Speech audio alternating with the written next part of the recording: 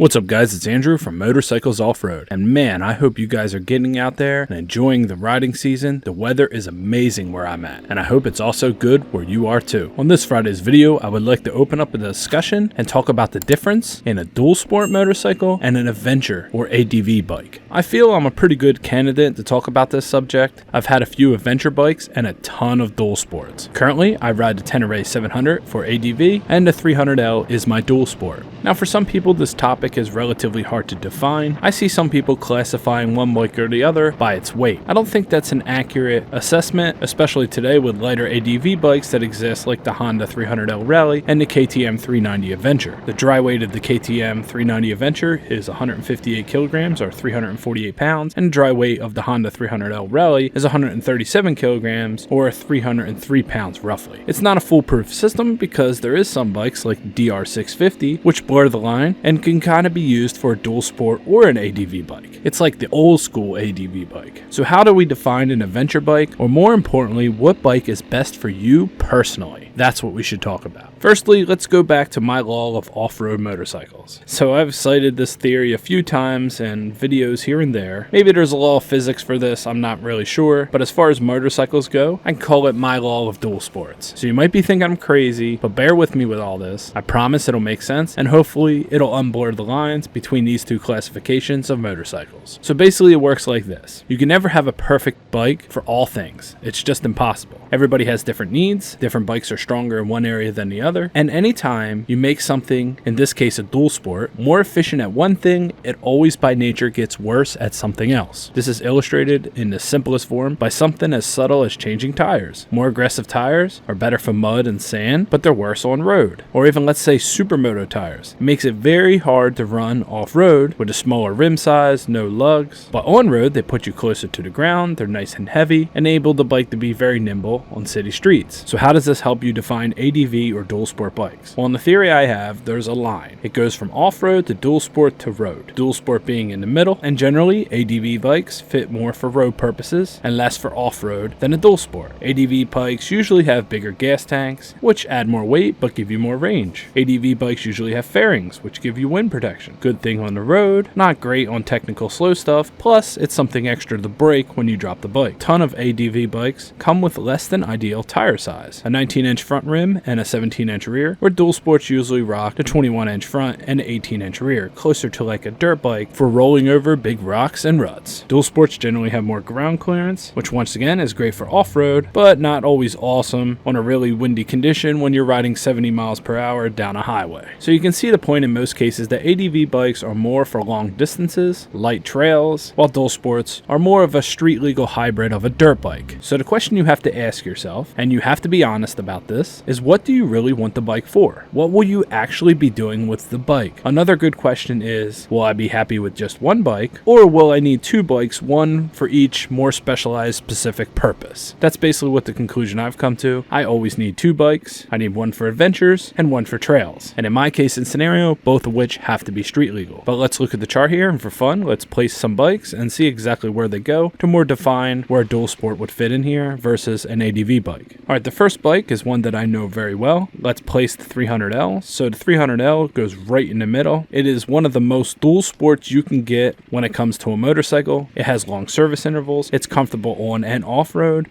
but it's not amazing at doing any one thing. But it is a bike that you can drive all week to work and also hit the trails on the weekend. Pairing other bikes in this classification would be something like the WR250R, the KLX 300, the DRZ 400S. These all fit as true dual sports. Now, if we're still talking about street legal bikes, we can move to something far to the left like the KTM 350 EXCF. Not a dual sport you would ride to work. It comes with softer tires, very short service intervals, but by its aggressive nature, it is a beast off-road with its light weight and its solid low-end power. So if we are to assume the opposite side of the spectrum is road bikes, you certainly see a difference from the KTM 350 versus something like my Tenere 700. Adventure bikes are less capable off-road in very hairy situations, but much more capable on-road for touring or long distance, but they also also offer the ability to go off-road, whereas most other touring bikes do not. I can tell you with absolute certainty that I would not take my Tenere down some of the single track I've taken my 300L. I'm not saying you can't use an adventure bike for single track and stuff like that. People do. It's possible. I'm just saying, to be honest, it's a lot harder. I mean, you can do a lot of things in life that you're not necessarily supposed to do. I mean, you can bang in nails with a ratchet wrench. Does it mean it's the best tool for the job? Probably not. We used the KTM 390 as an example before, so let's place that bike. It's a bit heavier, and it runs a 17-inch front and rear cast rim, which that right there is a big indicator that this bike goes more so to the right. It is more of a road bike, so it falls right in with its name as an adventure motorcycle. One of the coolest parts about dual sports and motorcycles in general is they're very modular, and a lot of them you can change for multiple different purposes to fit your personal needs. And I mentioned the DR650 earlier, which I feel it's a good bike that you can run as a dual sport, or like many people, you can deck it out to be a complete adventure bike. And this is one of the old school adventure bikes. This was an adventure bike before adventure bikes were cool. I also have a friend who has completely built out his DRZ 400S to be a complete adventure bike. It has a huge gas tank, tusk hard panniers, crash bars, etc. He uses this bike to travel around and to camp off of. So though the DRZ 400 is a true dual sport, when you start to add these modifications, you move towards more of an ADV purpose as the bike starts to lose some of its trail efficiency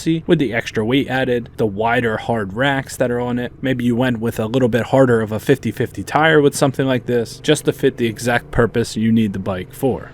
Okay, so now we have a basis on which we can define these motorcycles and kind of put them in a category for their true purpose and what exactly they're made to do. The only thing is, it's really up to you to decide what you're going to do or what you need to do, and it's kind of your responsibility to pick the correct motorcycle that fits your needs. Now, of course, you can get away with something that maybe is not fit for the purpose that you want it for, or you can also modify something to make it fit the purpose that you need it or want it for. But let me just say, there is a lot of people out there that go out and buy the Z71 high country lifted monster off-road pickup truck or the Ford Raptor that costs $70,000, and this vehicle is capable of hitting jumps, getting sideways, going into mud holes, and they just drive it in a straight line to and from work. So the point I'm trying to make here is some people buy stuff because they think that maybe I'll use it for its purpose, or maybe I'll need that extra assisted push button lockers and four-wheel drive, and then they find themselves using the four-wheel drive 2 times in the snow in existence of having the whole vehicle. So this is why you have to really ask yourself, what are you going to use your motorcycle for? Are you just driving down dirt roads, maybe fire cuts,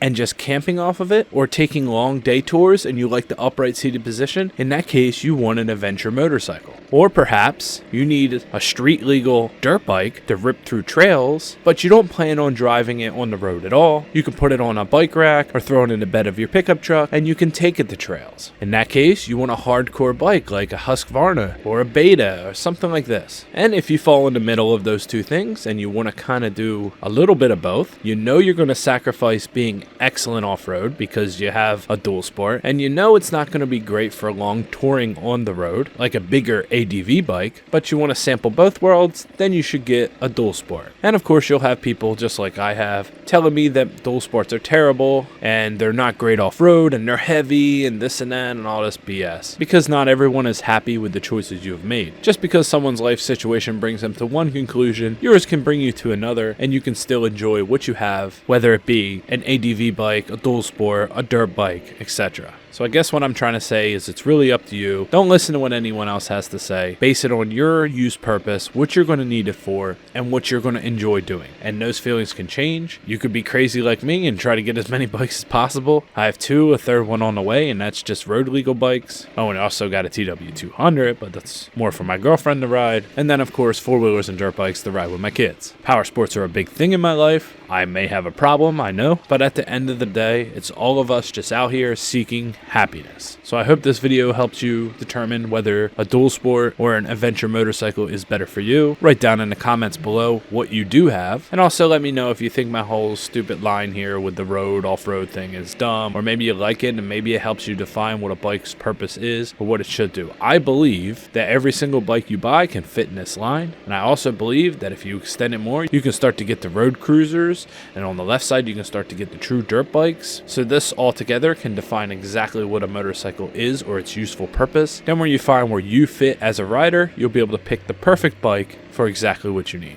But anyway, I've rambled enough. My name is Andrew. This is Motorcycles Off-Road. Stay safe out there, guys, and I hope you're enjoying the weather. Thanks for watching, and believe me, if you throw your leg over a motorcycle, you have my respect. Thanks, guys.